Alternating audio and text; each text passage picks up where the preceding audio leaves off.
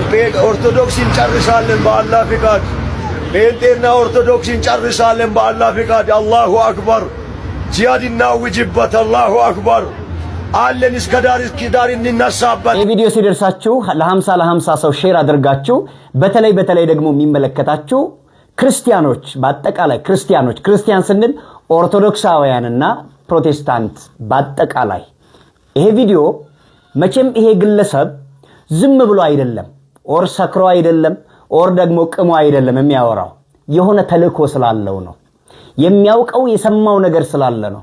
በተለይ ሞት ጂሃድ እየታወጀባችሁ ያላችሁ ክርስቲያኖች ያለን ክርስቲያኖች ፕሮቴስታንቶች በአጠቃላይ ኦርቶዶክሳውያን ባለማህተቦች ሁላችሁም በሀገር ውስጥና በሀገር ውጭ ያላችሁ ይሄ ሰው ማን አይዞህ ቢለው ነው እንደዚህ ግልጥ አደባባይ ላይ ወጥቶ ግልጥ በከተማ ላይ የሄደ ኦርቶዶክሳውያንንና ፕሮቴስታንቶችን በጂሃድ እንፈጃቸዋለን እንገላቸዋለን እናጠፋቸዋለን የሚለው ማን አይዞህ ቢለው ነው። ምን አለ ከዚህ ሰው ጀርባ? ኤጋን ጆሌን ክርስቲያና ወሉማ ገለት ክርስቲያኖን በየኬሻ በየ አለታተን ክርስቲያና ጋፈ ጀደም ጉቱ ኦርቶዶክሶን ጉቱ ፕሮቴስታንቶን አገፈተኒት ዋነመ ነምችኩን ጀቻዩ ኦርቶዶክሲ ለፈራ በለስና ጴንጤ ወካ ፕሮቴስታንት ለፈራ በለስና ከነስሞ ጂሃድ ጀኔ ኢሳን ረት ለብስኔ ከአጂሃዲ ኢሳን ረት ለብስኔ ጀረ ከነ ለፈ ከነራ ፊጡ ቀብና ካፊሮታ አይዛቦታ ኢሳን ለፈ ከነራ ዱሙ ቀቡ የቻጀ ሜ ነምቸ ከነሚቲ ነመከነ ዱባ ማልቱ ጅራ ይሄንን ቪዲዮ ያሰራኸውም የሰራኸውም የቀረጽከውም የተቀረጽከውም ወጌ ስማኛ አንድ ነገር ልበልህ። ጌዲዮን ከምድያማውያን ጋራ ወደ ሰልፍ በወጣ ጊዜ እግዚአብሔር እንዴት አድርጎ ምድያማውያንን በእጁ አሳልፎ እንደሚሰጠው እግዚአብሔር ለጌዲዮን ሲነግረው ህዝቡን ካንተ ጋራ ያሉትን ይዛቸው ወደ ውሃው ቦታ ውረድ፣ እንደ ውሻ ዝቅ ብለው ውሃ የሚጠጡትን ለብቻ ለይልኝ፣ ደግሞ ውሃን በእጃቸው እያነሱ የጠጡትን ለብቻ ለይልኝ አለው። የሚገርም ከጌዲዮን ጋራ ከወጡ ሰዎች መካከል በእጃቸው ውሃን እየቀዱ የጠጡ 300 ያክል ነበሩ። በቃ እነዚያን 300ዎቹን አለ እግዚአብሔር በእጃቸው ባዶ ማሰሮ እንደገና ደግሞ ችቦና ቀንደ መለከት ይዘህ ውጣ አለው እግዚአብሔር።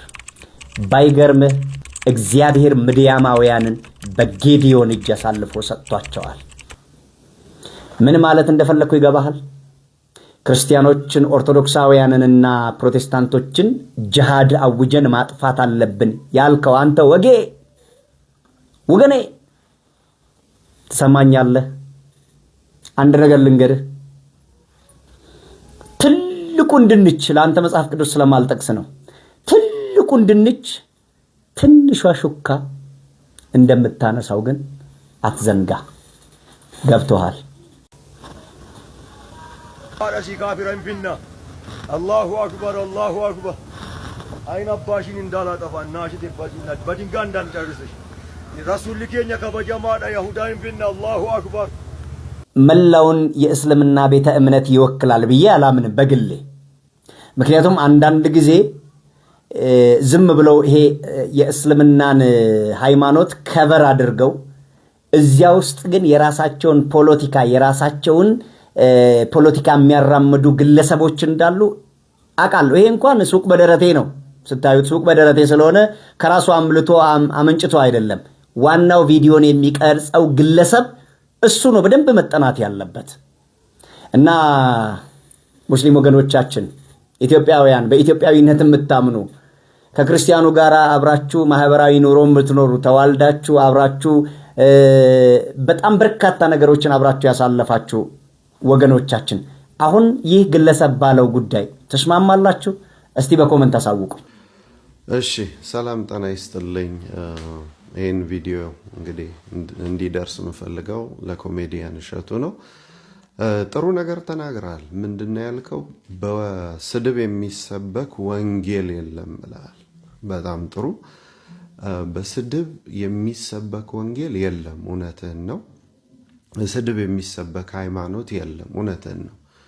ግን ትልቁ ጥያቄ ማን ሲሳደብ አየህ ነው።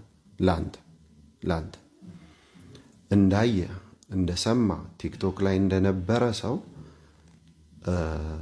በስድብ የሚሰበክ የለም ካልክ መጀመሪያ መረጃ እንፈልጋለን። ካንተ ምን የሚል ስንሳደብ ወይም ሌላውን ሃይማኖት ስንሰድብ ያየህበትን መረጃ። ሁለተኛ ኢብራሂም የ17 ዓመት ጓደኛዬ ነው ብለሃል አይደለም? እስኪ አሁን እዚህ ቪዲዮ ላይ እዚህ መልእክት ላይ ሁለት ስድቦችን ከብዙዎቹ አሰቃቂውን ትተን በደንብ የተዘዋወሩትን ሁለቱም ቪዲዮዎች እዚህ መልእክት ላይ አስቀምጥልሃለሁ። እሱን ትሰማና ወስደ ለኢብራሂም አሰምተህ ከዛ በኋላ ኢብራሂም ወጥቶ ልክ አንተ እንዳልከው በስድብ የሚሰበክ እስልምና የለም ብሎ ከሰራ ልክ ነው፣ ጓደኛህ ነው። አለበለዚያ ግን ምንም ማድረግ ካልቻልክ ዝም በል። መጽሐፍ ቅዱስ ለበጎ እንኳን ዝም አልኩ ይላል። እጄም በአፍ ላይ ጫነው። ክፉ ከምትናገር ህዝበ ክርስቲያኑን ከምታስቀይም አቁም፣ አትናገር። ምክንያቱም ታዋቂና አዋቂ መሆን ትልቅ ልዩነት አለው። ታዋቂ ልትሆን ትችላለህ፣ አዋቂነትን ግን አላየነው። ደግምልሃለሁ፣ ታዋቂና አዋቂ መሆን ልዩነት አለው። ሁለተኛ በቲክቶክ ላይ ያልተላኩ ናቸው አሁን ያስቸገሩን አልክ። ማን ያላከው? ቤተክርስቲያን ያላከቻቸው። ቤተክርስቲያን ላከች ማለት ደሞዝ ከፍላ የላከችው ብቻ ነው የቤተክርስቲያን አገልጋይ ነው አይደለም። በቲክቶክ ላይ ምን ያህል ነፍሳት እንደሚድኑ ስለማታውቅ በቲክቶክ ላይ ያሉ ወንድሞች፣ አባቶች፣ እህቶች፣ የጉባኤ መምህራን ያሉት ቲክቶክ ላይ ተጋፍጠው መጥተው መስዋዕትነት እየተሰደቡ እየተነቀፉ የሚያገለግሉት ካህናት፣ ሊቃውንት፣ ወጣቶች የሚሰሩትን በገንዘብ ልትተምነው አትችልም። በስልጣን ልትተምነው አትችልም። ምክንያቱም ቦታው ላይ የለም። ጥሩ ልብ ሰጥተዋል። እዛው ምግባርህን እየሰራ እየታዘዝክ ለእስልምናውም ለክርስትናውም እየታዘዝክ እሱን ቀጥል። በማታቀው ጉዳይ ላይ ግን ጀስም በል። መዝሙር 140 እንደዚህ ይላል፣ አቤቱ ለአፌ ጠባቂ ያኑር። መልእክቴን ሳጠቃልል አንተ ምንድነው እነዚህን የስድብ ቪዲዮዎች በግራና በቀኝ ታይና ቀጥታ ኢብራሂም ጋር ወስደህ ኢብራሂምን ካሜራው አለ፣ ስቱዲዮ አለ፣ ማይኩ አለ። ዛሬ በተራው አንተ ተቀርጸውና እሱ ይናገራል። በስድብ የሚሰበክ እስልምና የለምና ሙስሊም ወንድሞቼ ክርስቲያኖችን የሰደባችሁ አምላካቸውን የሰደባችሁ አቁሙ ካለልህ ጓደኛህ ነው። የ17 ዓመት ፍቅር እስኪ በአንድ ደቂቃ ቪዲዮ ይላክ። ሁሉ ጊዜም ባልንጀርነት በመከራ ቀን ነው ይታወቀው። ሁለተኛ ደግሞ ካንተ ቪዲዮ እንጠብቃለን። ምን የሚል በስድብ እኛ የሰበክንበት በስድብ የተሰበከውን ወንጌል የተሰበከውን እምነት ወይም እስልምናን የተነቀፈበትን አንድ ጋጠወጥ ቪዲዮ እንድታመጣ ፈልግልኝ። እሱን ስታመጣ እኔ ራሴ ወጥቼ ይቅርታ ጠይቃለሁ። አለበለዚያ ግን በመከራ ላይ ያለን ህዝብ፣ ከቤተ ክህነት የሚጮህለት አባት ያጣን ህዝብ፣ እረኛ ጠባቂ የሌለውን የከፋውን ህዝብ የባሰ አንጀቱን አትበጥስ። የተናገርከው ንግግር ሐሞት ይበትናል። ማንኛውም ከዚህ በኋላ ምንም አትናገር። አዋቂና ታዋቂ መሆን ልዩነት ስላለው የኢብራሂምን ቪዲዮ ግን እንጠብቃለን።